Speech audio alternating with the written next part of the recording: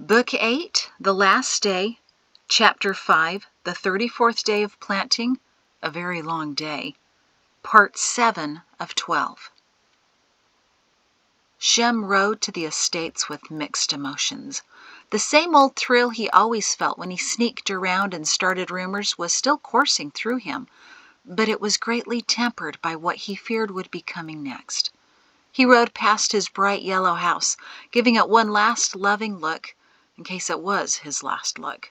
Calla and he had gone through it together late last night, remembering and weeping and laughing.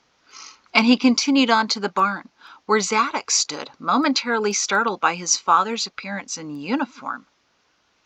Mahrree came out of her house and stopped, too, when she saw him getting off his horse. "What have you been doing, Shem?" He held up his hands in surrender. "Perrin's idea, I promise. Look," he said, taking off the jacket. "I've been promoted to colonel, and I just bought Salem another day." "Oh, you've got a lot of explaining to do, young man," Mahrree said, putting her hands on her hips. Shem nodded soberly. "Gather everyone together. It's nearly time to go."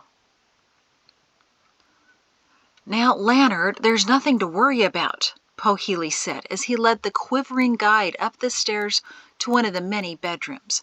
Only one was occupied with the old man they caught that morning, chained to a large wardrobe.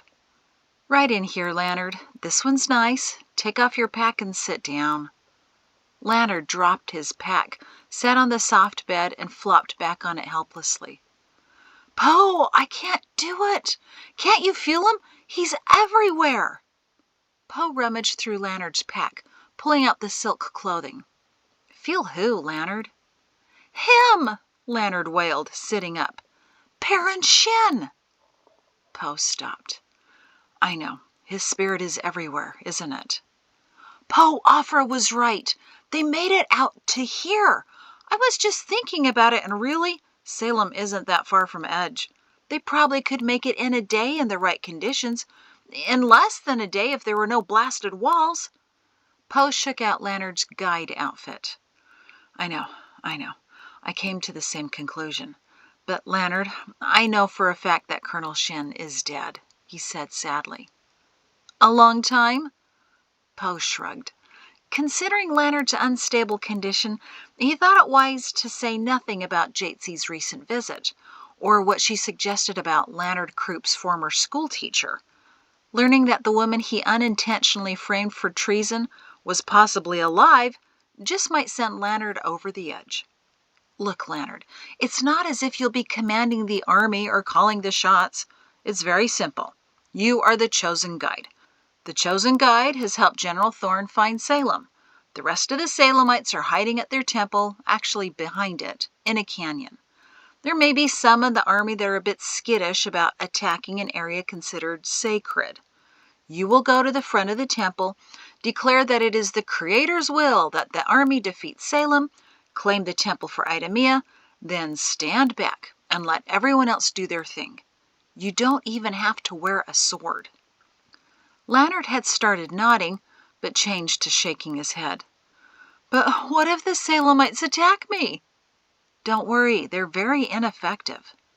"I saw them out there," Leonard said, jerking his head in the direction of the prisoners. "They're big and strong." "And clumsy cowards. They came out loud and ferocious, but as soon as we started cutting them down, they lost their will to fight. I've heard a few reports of Salemites who killed some of our soldiers, dropped their weapons, and then knelt to be killed themselves. These people have no honor in battle, Leonard. You're a rather sizable man. Just growl at them and they'll go running with their tails between their legs, like the dogs in Edge. You can do this, Guide Leonard. You have to do this." Po paused. "Did you see Mahrree?" Leonard shook his head. "Is she downstairs somewhere?" "No. She was on display between the last two walls. Dead." Leonard stared at him. "Thorne?" Po nodded. "Why?" "Because she didn't give him what he wanted when he wanted it," Po said meaningfully. Leonard exhaled and rubbed his face. "What will you be doing when we're at the temple, Po?" Thorn wants me by your side, holding you up if necessary." Leonard whimpered in relief. "Good." Poe stopped rummaging in the pack. "Please don't make me do that, Leonard. For once in your life, be brave, man. You've got the easiest task in the army and the flashiest outfit to go with it." He held up the light blue tunic. Leonard smiled faintly. "It really is nice silk, isn't it? Thickest I could find. It's bug vomit, you know." Poe rolled his eyes. "It is not. Well, not precisely. It's from moth caterpillar cocoons. I saw the weavers and grasses." "And do you know how the caterpillars make those cocoons?" Leonard pressed. Poe sighed. "Just get dressed and come downstairs. The huge pantry in the kitchen is stocked with the most incredible amount of food. Something down there will make you feel better." "Any meat?" "Haven't located any yet." Leonard flopped back to the bed and sighed miserably. Thorn eyed the lieutenant colonel he had sent out earlier. He had just returned and was urgently beckoning to the general to speak to him in private in the study. "Well?" Thorn asked as he closed the door. The lieutenant colonel looked pale. "The prisoner was right. I saw the sign myself. On the main road, it points west down a lane. Shin Brighter Zenith Estates." Thorn looked like someone had knocked the wind out of him. "Did you go down the lane?" The officer shook his head vigorously, but covered his fear with, "We thought you wanted that privilege yourself." Thorn was nearly trembling now. "Who else knows?" "Only my lieutenant and me. He's sworn to keep quiet."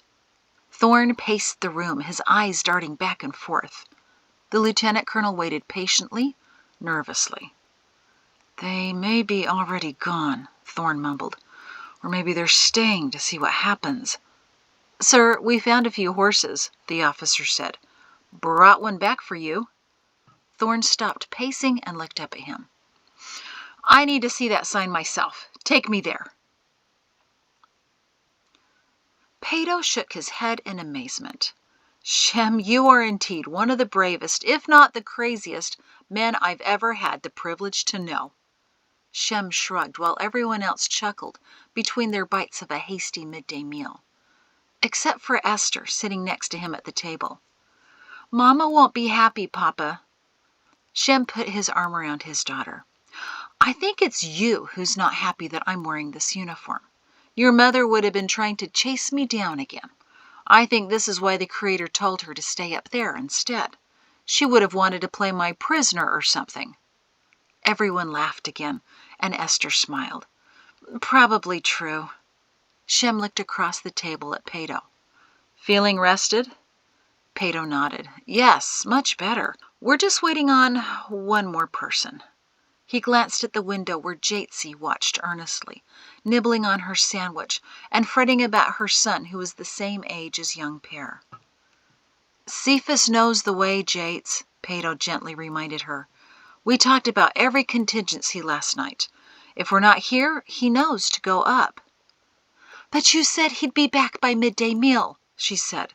"It's an hour later now. What if he ran into a problem?" Deck, who was standing with Jatesy, was also watching out the window for their son. He put his arm around her. "Cephas is the most level-headed young man I know. He'll get here, and if not, he'll get to the ancient site." Pato put his hand on Lilla's. She had been very quiet. "Same thing for young Pear," Pato said softly to his wife. "Except for the level-headed part." Everyone chuckled lightly, but Jatesy turned to Lilla, sitting miserably at the table. "I promise, Lilla, Father is with him. I could feel him so strongly I could have reached out and hugged him. I looked into young Pear's eyes only for a moment, but he is a very different young man. And he's trying to get back. That much I could read. Father will get him there, Lilla." Lilla smiled bravely. "Maybe Cephas will run into him?" Mahrree sighed. "Oh, that's what I've been praying, Lilla." Deck turned back to the window, something catching his attention. "Part of the prayer is answered. Cephas is back, but alone." Lilla managed another smile. That's all right. Thank goodness he's back. I'll get him a sandwich. She slapped the table. Time to go, she said in an unnaturally high pitch. Everyone nodded, and most of the family reluctantly stood up, looking around one last time. Jatesy was already out the front door and hugging her son, but he gently pushed her aside to hurry into the house. Guide Zenas, any way we can delay the army. There may be 24 families still trying to get out. He stopped short when he saw his uncle was wearing an inside-out uniform. Trying to convince their loved ones to leave their houses, Shem said. Cephas nodded, confused as to how the guide knew that. He absent-mindedly took the massive 6-layer sandwich his Aunt Lilla shoved into his hands. Uncle Shem, what did you do? Shem smiled. Your father and mother can tell you. I've bought some time for the last of our people, but I think you might find your mother's morning even more interesting than mine. Perplexed, he took a bite of sandwich, his mouth barely fitting around it, and headed back outside to where Jatesy was beckoning him to find a fresh horse. He garbled, You had an interesting morning, Mama? Mahrree and Shem heard his voice trailing off as he walked with everyone to the barn. There were now only 2 people left at the table, seated across from each other. Reluctantly, Mahrree stood up. Shem didn't. We need to talk, Mahrree. Yes, we do. Why did you say that? She sighed. What did he tell you, Shem? I know you've heard him. What does Perrin want us to do next? He looked down at his hands. I haven't heard him, but I received his message. And I don't like it, Mahrree. Not one bit. How many times have you said that in the past few days, Shem? Far too many. He looked up at her, something distressing happening in his eyes. Why didn't you go to the site when I told you to? Why didn't you go with Ralph? I didn't feel the time was right, she said honestly. But it's right now? Mahrree swallowed. It's time to get on a horse. I know that much. Shem dropped his gaze to the table, his chin wobbling. I can't do it, Perrin, he whispered. There's no way. Mahrree clenched her fists. She had almost successfully avoided this, too caught up in the frenetic events of the morning to give much thought to the words which were repeating in her head. But now she knew it was time. Shem, I don't know it all, but I do know something. That there's the line from Pax's prophecy. Her mouth had gone too dry for her to continue. He looked up at her. The aged? She nodded. He closed his eyes. It's you, Mahrree. I know it is. His eyes flashed open in surprise at how calmly she said those words. That's why you wouldn't go with Ralph? I didn't know it then, but, well, I'm not sure what's supposed to happen, but I know I'm supposed to make it happen, she confessed, her voice trembling. Have you read Gleese's prophecy lately? He asked. Too many times. His eyes were swimming. Perrin fretted over that for years, Mahrree. 1/3 of the army of Idumea scared away. Pair it with Pax's vision that the aged shall strike fear in the soldiers. Mahrree, there's only one aged person in the entire valley of Salem who could possibly scare the army of Idumea. As if she needed any more confirmation. The reason Hogel Densel declared me to be the most dangerous woman in the world wasn't because of what I did many years ago in the world, she whispered. It's because of what I'm supposed to do today, to the world. It's why I've been preserved. I now understand that I've been kept alive for this very day. His shoulders began to shake. Perrin, I can't do it. What does he want you to do, Shem? Mahrree asked, surprising herself with her composure. The temple, he choked. That's where the army's going? Shem nodded as tears spilled down his cheeks. Take me on Clark 14, Shem, she said. He's rested now. His head snapped up. I don't know what will happen there. Neither do I. She leaned across the table. But I have faith that it will end well, Shem. Let me do this for Salem, for all it's done for us. You and Salem rescued us. Now I can return the favor for a few families to give them the time they need. Yesterday I helped get a few away from Eltana's army, and even then I wished I could have done more.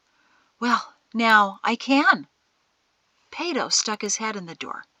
"Mother, Shem, are you still in here?" "Yes," Mahrree called back, trying to sound cheerful. "Just need a few more moments." Peto came into the eating room to see Shem wiping away his tears. Mahrree had already dried her face. "What's going on?" he asked severely. Shem cleared his throat and stood up. "One last task, Peto." Peto looked at his mother, suddenly frantic. "No, no! Just leave with us, now!" Mahrree took his arm. "Whatever do you think I'm going to do?" she said in an overly sweet tone, which he saw right through. Peto's chin wobbled. "It's the prophecies, isn't it? The aged scaring the soldiers? Father could never figure that out, but he has now, hasn't he? Most dangerous woman in the world. It's you!" Mahrree pulled him into a powerful hug. "Isn't that amazing, Peto? I might get to fulfill a prophecy. How many people get to say that about themselves? And you know it, too." For some reason, that knowledge gave her strength she needed. Peto squeezed her back. "Mother, no! I can't let you do this." "I'm not even sure what I'm doing, son." "Peto," Shem said gravely, "take the others to the site. We'll join you when we can. It may not be until after dark, but I will be there. Tell Calla I promised I will be with her tonight." Peto sniffled but didn't release his mother. "What will I tell the others?" "That Mahrree's being unreasonable, as usual. She wanted to see something before she left, and I agreed to take her because I wanted to check on a couple houses, too. We will take Clark 14. "That's why he's here," Peto said gruffly, finally releasing her. "He was chosen by Father for this day." He could barely choke out the words. Holding Mahrree by the shoulders, he said, "Be careful. Don't make us wait too long, all right? Stay close to Shem and do whatever you have to do. We'll have your bedroll waiting." Mahrree kissed his cheek. "Bring Clark 14 to the front. Tell them I'm in the washroom one last time and that I wanted to mount from the front porch, some silly plan Perrin and I had. That way we can go in the other direction without everyone noticing." Peto nodded miserably and hugged her again. "I can't believe I'm letting you go." "As if you had a choice, Peto," Mahrree whispered. "How long have you known I needed to do this?" "Since this morning," he confessed. "That's why I was up so early and decided to chase after Eltana Jordan. I kept thinking of the prophecies and suddenly seeing you with the words. I've been trying to ignore it all morning." She stepped out of his hug and smiled bravely. "I only wish you could witness what I get to do, but I'm sure your father will. He can tell you about it later." Peto's face contorted at the idea, and he pointed at Shem. "Take care of my mother, Shem. Apologize to my wife, Peto." Peto sighed, looked at his mother one last time, and, knowing time was already too short, darted out the back door. Mahrree turned to Shem. "I really do need to use the washroom again. 2 minutes." Peto strode to the barn, took the big black horse without a word, and led him out. "Peto, where are you taking Clark 14? Lilla asked. Dec and Jatesy, who were helping their children mount, looked over at him. "Mother wants him at the front," he said, not meeting any of their gazes. "Shem will take her." "Why?" Jatesy asked. Peto turned around. "I don't know," he snapped. "I'm just tired of arguing with her. Everything has to be her way. Don't you know that by now? She always complicates everything, even if lives are at stake. Now we're running out of time. Whatever it takes to get her out of here, at this point I'll just do it. If Shem's dense enough to indulge her, then I'll let him. We've already blown the day's plan completely away. I'm seeing the rest of you to safety. Now mount up and be ready to move." Jatesy and Lilla glanced at each other, speechless at Peto's uncharacteristic outburst. The children cowered. But Dec nodded calmly. "We'll wait for you, Peto." Peto broke into a run with Clark 14 to the front of the house, brushing away his tears as he did. Shem was waiting, and Mahrree was coming out the front door. "Thank you, son. I could always count on you to do the right things." Peyto handed the reins to Shem, sent his mother one last feeble smile, then ran back to the others. Mahrree and Shem exchanged the dinner smile. He helped her get into the saddle, then mounted up behind her. "This first part will be a little rough, but I've got you," he said, wrapping a strong arm around her. He kicked the horse's sides and took off in a gallop toward the center of Salem. Back at the barn, Peyto had mounted on the last horse available, Shem's Silver, brought over earlier by Zadok, and nodded to Deck that it was time to leave. But as they heard Clark 14 heading in the other direction, everyone turned in their saddles. Peyto only nodded again to Deck. "Go, Deck. They'll catch up." "But Peyto," Jatesy started. "I said go!" "We need to get off the main road," Shem said in Mahrree's ear. "Thorn will have sent out scouts, and we don't want to meet any." Mahrree didn't answer, but tried to keep her breathing steady as the horse jarred her. Down the Shinbrighter Zenas Estates lane, Clark 14 galloped, up along the main road for a few dozen paces, then onto a tract lane between barns and sheds. Shem slowed Clark 14 to a trot, and Mahrree finally caught her breath. "Shem, maybe you should put your jacket on right side out. Look like an officer who's captured me." "Not a bad idea," he said, stopping Clark 14 between two sheds. He slipped off the horse in a narrow gap and reversed the jacket. Mahrree looked around. "It's so quiet. I've never known Salem to be so still." "It's eerie, I agree," Shem said, as he put on the jacket properly. "It's felt all wrong for these past few days." "But in a way, it also feels like it's trying to force us away, telling us to leave." Shem buttoned up the jacket. "I agree with that, too. Each building whispers, 'Go west, Shem, go west.'" "And here you are going east," Mahrree said sadly. "All right, the buildings are actually saying, 'Go west in a little while, Shem.'" Mahrree smiled as he mounted up behind her again. "Can 14 just walk? I'm really not in a hurry, you know." Shem glanced around. "I estimate that we have maybe 2 hours before Thorn and the army arrive. They'll be highly motivated to stay on the attack now that they've had a taste of success. At a walk, 14 will get there in about an hour and a half." "Is that all right if he just walks?" "Of course it is. Anything for the great Mahrree Shin." "Oh, Shem, stop it." He chuckled and wrapped his arm protectively around her, then clucked Clark 14 onto a narrow lane. "If we walk, we might hear what's happening, and we won't draw any attention to us either." She leaned back and put her head against his shoulder. "Sounds good to me." General Thorn, confident that the first battle for Salem was a decisive victory for the army of Idumea, rode with the lieutenant colonel and his assistant past the battlefield and onto the main cobblestone road. Lemuel surveyed the region as their horses galloped. Salem was rich, spectacularly rich. Every house was large and well kept. Every orchard and farm was tidy. There wasn't a rickety barn, ill-repaired fence, or falling down shack anywhere. "A great many places to explore in the next few days, General," the lieutenant colonel commented.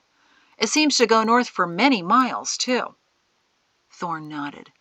"Truly remarkable. When we take it over, we'll make it even better." "Of course, sir." They rode for several miles, looking for signs of life, but saw none. It was all ripe for Lemuel's picking. Eventually, the lieutenant colonel slowed his horse and pointed. "Right there, sir." Thorn got closer and sneered at the sign. "Estates with a Z?" Then he knew. There was a housing district in Idumea called Zebra Estates. "Sir, shall we go with you? You have no idea what you'll find." That was exactly Lemuel's concern. "No, I will do this alone. If I'm not back in 10 minutes, come find me.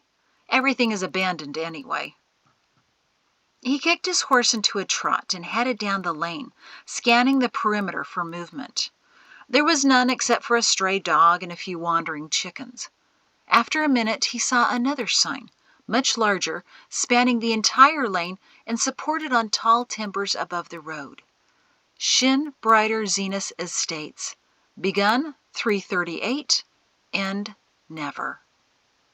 Ends today, he jeered. His horse trotted to the end of the lane where he stopped, stunned.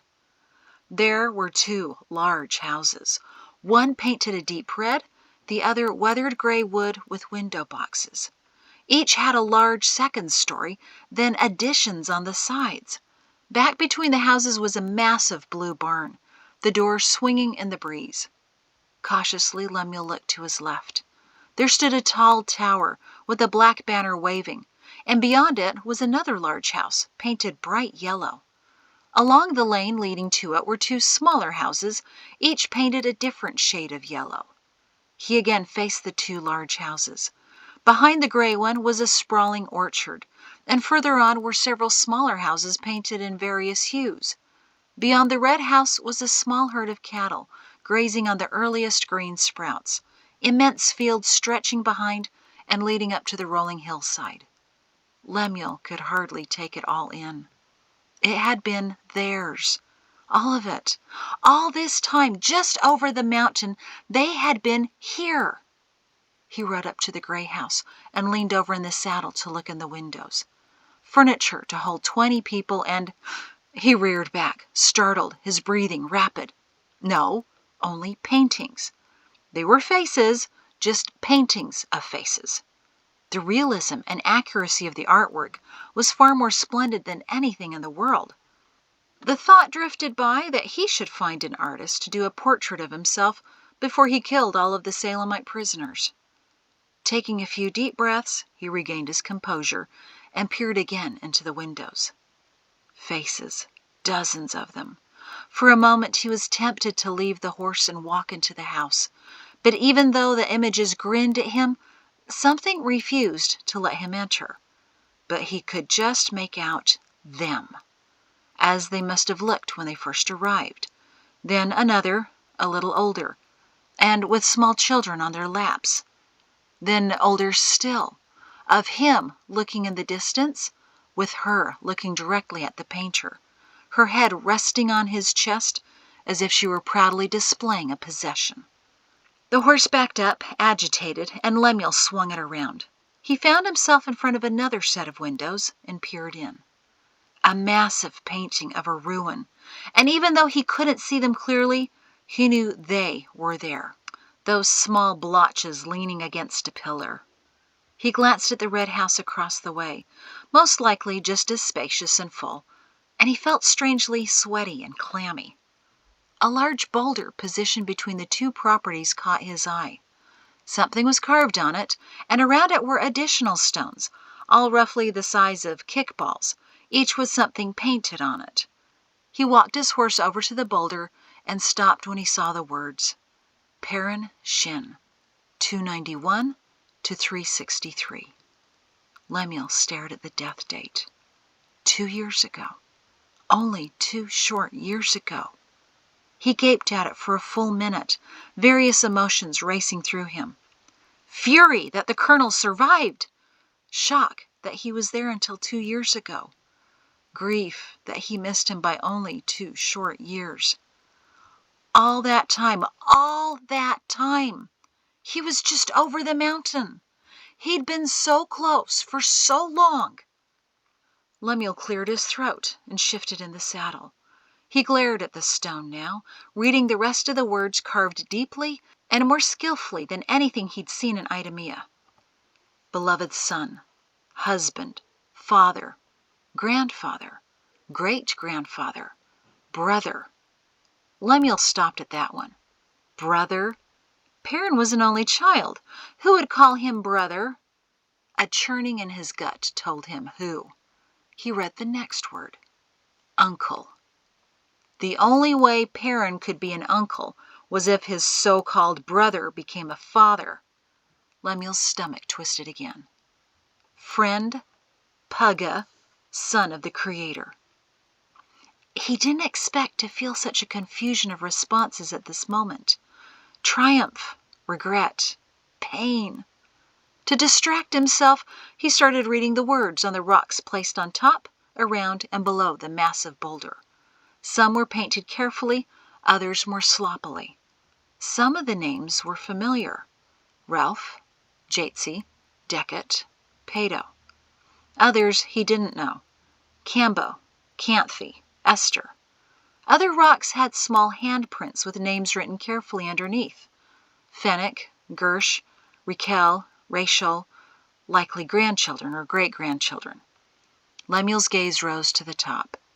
He flinched when he saw the name on the highest stone. In a careful hand was written, Mahrree.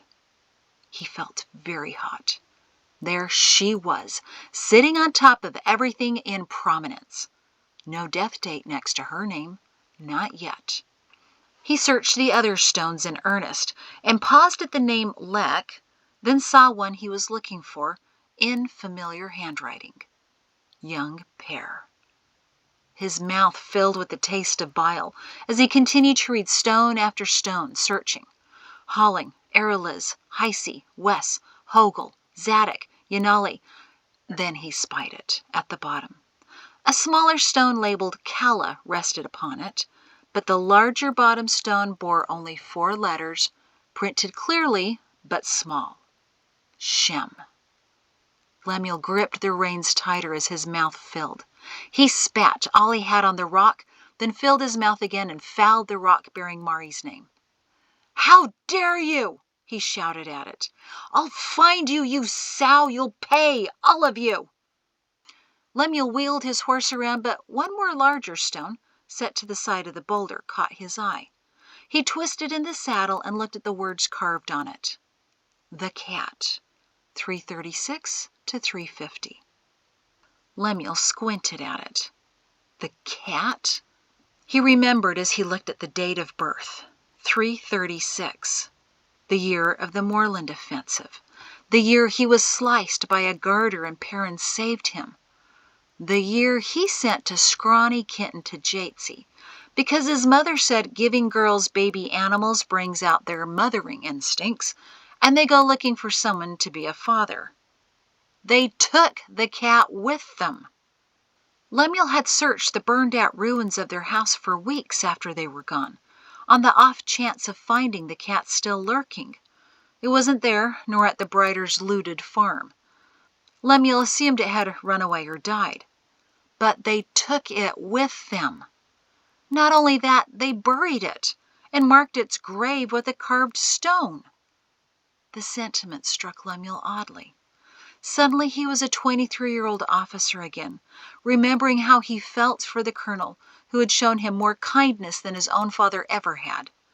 That young officer never shed a tear before in his life, but he did when Perrin was lost to the forest. And Perrin had taken a part of Lemuel with him, and even had the memory carved in stone. Lemuel looked back at the great boulder. "They didn't deserve you," he whispered to it. He looked down at the ground below where Perrin's corpse lay. "And you deserved none of this. You deserved so much more. Your name will be remembered, Perrin. I'll make them remember it. I promise you, He noticed one more stone, again etched precisely: In memory of Clark, a decent horse. "So that's what happened to his horse?" he shrieked. "It came here too? Jordan said he never got it back, and we searched for weeks, because how do you misplace such a massive animal?" Too many facts were now clashing with his well-known stories, and too many emotions were battling in his gut. He shut it all down, shoved it all away, unable to think or process or know how to react. Instead, he kicked his new horse, which, now that he looked at it, seemed a great deal like the black animal they could never find, and raced out of the estates. A few moments later he reached the lieutenant colonel and his assistant. "Sir?" the officer asked anxiously. "Cut down the sign. Then we start the march north," he shouted, near to frothing. I'll return later and burn the houses myself." Still cowering behind the rocking chair on the front porch, Versa had seen the general and the two officers ride down the main cobblestone road. She looked around to make sure no more soldiers were nearby checking the dead, and recognized her opportunity. She slipped away from the house and pulled out her own sneaking around skills to run between houses and move undetected along tree lines and shrubs. Spending her childhood thieving to help her mother have enough to feed her family was coming in handy once again. But her progress was awkward, her additional weight slowing her down considerably. Still, she did her best to make her way along the quiet roads to where she was sure the general was headed, the estates. She couldn't even see the horses anymore, so far behind she was. But depending on how long he spent there, she had a reasonably good chance of catching up. Maybe this is why she'd had such a long nap, to give her the energy she needed now. This was a better way to confront him, with only two other officers and away from everyone else. This might be the best and only chance she would get. She jogged along as quietly as possible, occasionally going back to the main road to see how much further she had to reach the two officers waiting at the smaller estate sign, then ducking back behind the houses. Less than half a mile, a quarter mile. In the unnatural silence of Salem, she heard the horses' hooves distinctly as they echoed. She quickened her run and darted out to the main road. Down at some ways, Thorne was back, shouting about tearing down the signs and calling for the army to march north. This was it. Next, he'd be riding toward her. Versa made her move to intercept him. She began her run north to him, still several hundred paces away. Just as she opened her mouth to shout to get his attention, she tripped, and everything became dark. "What the—" Versa tried to turn around, but she was blocked. Somehow, for some bizarre reason known only to the deranged person who did this, she was standing in a pit that barely held enough room for her and the pack. She had bobbled into it, her weight and pack bonking her back and forth against the narrow sides until her feet landed in soft sand. She was shaken up and maybe had a new bruise or two, but otherwise was surprisingly sound and standing in a well. Someone was digging a well right here next to the main road? Who digs a well here? She looked up to see daylight, a few inches above how high her arms could reach, and just then the shadow of the three horses sped past her. "No!" she cried, but her voice was captured by the well. Even if her voice had carried out of the pit, it would have been drowned out by the sounds of the horses on the stone road. "Ah!" She punched the soft dirt walls around her. "No! It's as if you don't want me to stop him!" she shouted to the sky. "I don't understand that. Why not let me stop him?" She beat the dirt in fury for another minute, then, realizing she was expending valuable energy, started instead to look for a way to get out. "This is ludicrous," she finally laughed mirthlessly. "I mean, I'm in a hole, and no one is around to help me." That's when she noticed a carved-out section in the side of the pit, big enough for a hand. She looked down and noticed more carved-out parts, evenly spaced, starting down by her feet. "Salemites," she laughed derisively. "Only Salemites would think to start digging a well beside a road, then also dig in steps to climb out of it." She put a foot in the first hole and pushed up. It was awkward going, and if she felt clumsy before, she was wholly ungainly now, trying to maneuver her way up the dirt holds. Eventually, she heaved herself and the pack out and sat by the side of the road, looking longingly to the south where the distant horses were turning back to the station. She picked herself up and began brushing off the dirt, before deciding it helped to camouflage her better, then turned north. "If that's where they're marching, then so am I. Why they're going north I can't fathom," she said as she started on her way. "The temple site is to the west." She stopped, grinned, and started walking again.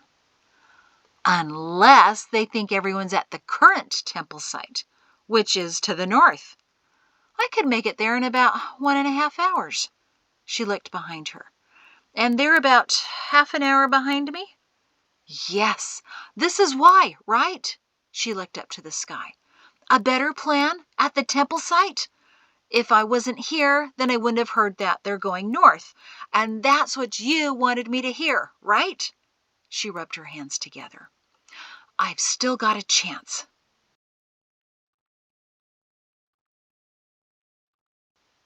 The mood at the ancient temple site was oppressively somber. Word that the beloved wife of the guide had been felled by 2 arrows to her chest rushed faster than wildfire, and each family that arrived could feel the devastation in the air like a hot, humid day. The horrible news was shared as new families arrived, and the sound of weeping was heard in every section of the tableland. At the combined family camp of Shins, Briders, and Zenuses, the dark mood was crushing.